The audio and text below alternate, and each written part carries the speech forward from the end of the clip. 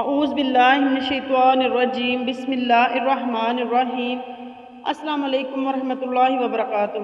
قرآنی وظائف چینل پر تمام ناظرین کو خوش آمدید۔ امید ہے آپ سب خیریت و عافیت سے ہوں گے۔ دعا ہے اللہ رب العزت آپ کی زندگی میں خوشیوں، رحمتوں اور برکتوں کی بارش عطا فرمائے۔ ناظرین، آج آپ کی خدمت میں پیش ہے نافرمانی کا انجام۔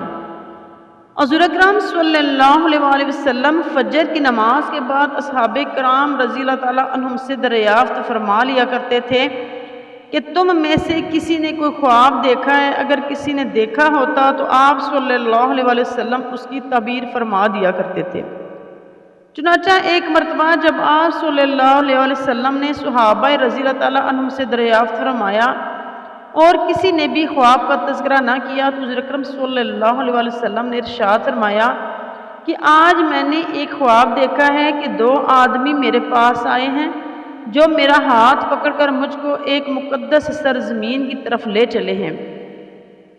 کیا دیکھتا ہوں کہ ایک شخص وہاں بیٹھا ہوا ہے اور دوسرا ہاتھ میں زنبور لیے ہوئے کھڑے کھڑے اس بیٹھے ہوئے شخص کے کلے چیر رہا ہے، اور جب ایک کلا گدی تک چر جاتا ہے تو دوسرے کلے کے ساتھ بھی یہی معاملہ کرتا ہے، اور اتنی دیر میں اس کا پہلا کلا درست ہو جاتا ہے مگر وہ شخص پھر اس کے ساتھ یہی عمل کرتا ہے۔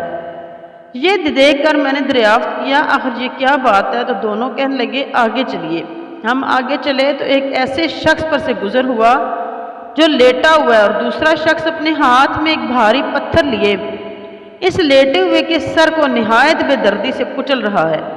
چنانچہ جب وہ شخص اس کے سر پر زور سے پتھر مارتا ہے تو پتھر لڑک کر دور جا پڑتا ہے، اور وہ شخص ابھی اس پتھر کو لانے بھی نہیں پاتا کہ اس کا سر پھر درست ہو جاتا ہے، اور پھر وہ اسی طرح اس کا سر پھوڑتا ہے۔ یہ معذرت دے کر میں نے دریافت کیا کہ یہ کیا قصہ ہے؟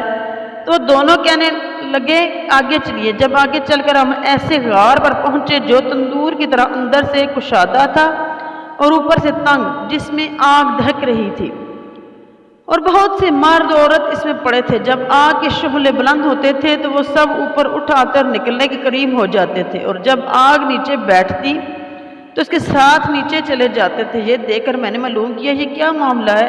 تو وہ دونوں کہنے لگے آگے چلیے۔ آگے چل کر ہم نے دیکھا کہ ایک خون کی نہر میں ایک شخص کھڑا ہے اور دوسرا شخص نہر کے کنارے پر کھڑا ہے جس کے سامنے بہت سے پتھر پڑے ہیں۔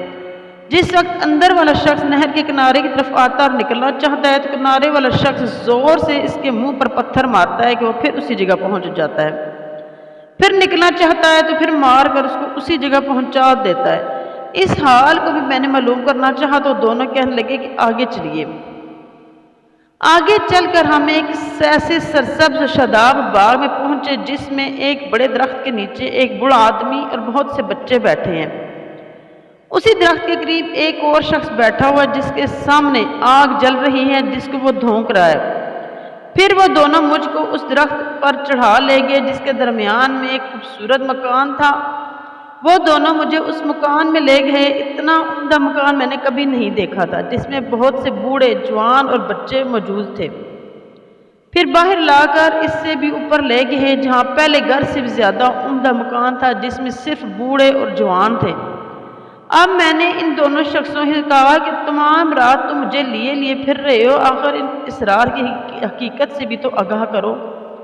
جب انہوں نے بتایا کہ جس شخص کے کلے چیرے جا رہے تھے وہ جھوٹا شخص ہے جس کی جھوٹی باتیں دنیا میں مشہور ہو جاتی تھی، قیامت تک وہ اسی سزا میں مبتلا رہے گا، اور جس کا سر پھوڑا جا رہا تھا وہ ایسا شخص ہے جس کو اللہ تعالیٰ نے علم قرآن عطا فرمایا مگر رات کو غافل ہو کر سو رہتا اور دن کو اس پر عمل نہ کرتا تھا۔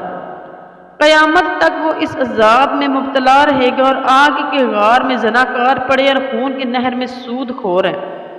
ہاں، وہ بڑے میاں جو سرسبز درخت کے نیچے بیٹھے تھے وہ حضرت ابراہیم علیہ السلام ہیں اور ان کے گرد لوگوں کی نابالغ اولاد۔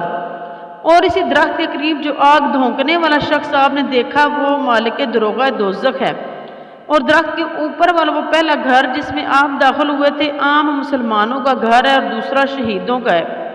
ہم دونوں آدمیوں میں جبرائیل میں ہوں اور یہ میکائیل ہے۔ اس کے بعد کہنے لگے ذرا سر اوپر اٹھائیے۔ میں نے سر اٹھا کر دیکھا تو میرے اوپر ایک سفید بادل مجھے نظر آیا اور کہنے لگے یہ آپ کا گھر ہے۔ اس پر میں نے کہا تو مجھے چھوڑو، میں اپنے گھر میں داخل ہو جاؤں۔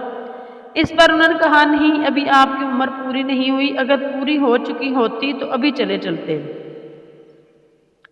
بحوالہ بہشتی زیور، انبیاء کا خواب بھی وہی ہوتا ہے۔ اس سچی حقائق سے جھوٹ بے عملی یعنی قرآن پاک کا علم ہونے کے باوجود اس پر عمل نہ کرنا، نیز زناکار سود خور کی سزاؤں کا حال، نابالغوں، عام مسلمانوں اور شہداء کے درجات کا حال معلوم ہوا۔ اللہ تعالیٰ سب مسلمانوں کی ہر قسم کی برائیوں سے محفوظ رکھے اور نیک عمل کرنے کی توفیق عطا فرمائے، آمین ثم آمین۔ ناظرین، اگر آپ ہمارے چینل کو سبسکرائب نہیں کیا تو ہمارے چینل کو سبسکرائب کر دیں، ساتھ ہی بیل آئیکن کو پریس کر دیں تاکہ ہماری نئی آنے والی نوٹیفیکیشن آپ کو جلد سے جلد مل سکے۔ اللہ حافظ۔